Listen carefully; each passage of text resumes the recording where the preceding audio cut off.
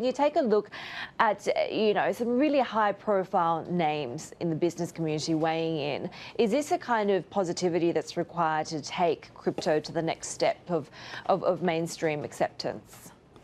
I don't think it's required, but I certainly think it helps. The Bitcoin and altcoins all seem to have positive momentum, and that momentum can stay there with even a dearth of headlines, but it does help. And when you see those headlines hit, and yet you still see a positive reaction in that people aren't really selling the news per se, that tends to also be a positive. So we have seen new all-time highs by both Bitcoin and Ether, and there's really nothing bearish about new highs, as you can imagine, from a technical perspective.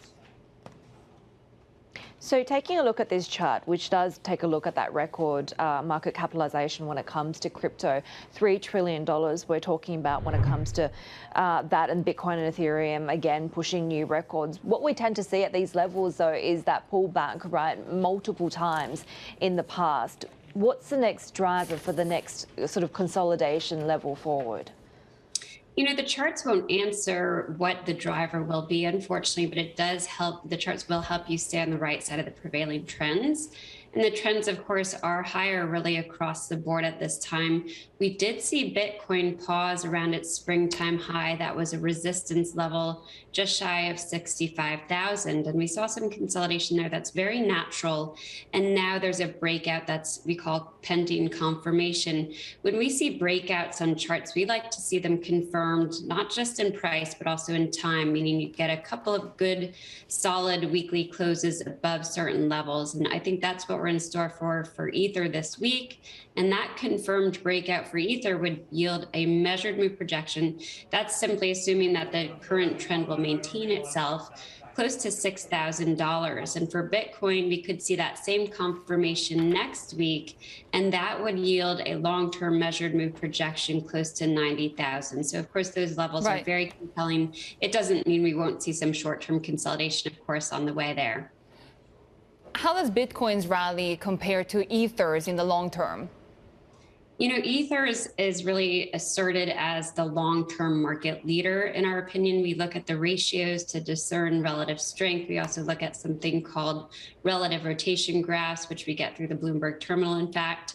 And those help us identify shifts in market leadership. We have more recently seen some outperformance at times from Bitcoin, which tends to be the more defensive, or at least defensively acting cryptocurrency, largely because it's just the first to the market, really, and has the biggest following. It's seen as maybe a little bit boring in a more exciting tape, but when the tape is pulling back or consolidating for the cryptocurrencies broadly, that's when you tend to see Bitcoin outperform. It's seen as a bit of a safe haven, but it does, the longer term trends suggest that Ether is the winner.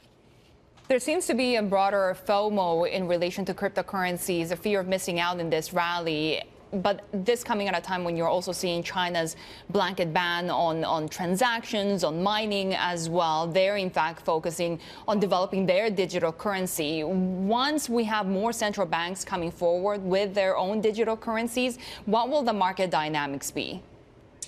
It's high risk, high reward at this stage in this marketplace, which is relatively new. And I think that's where that fear of missing out comes from.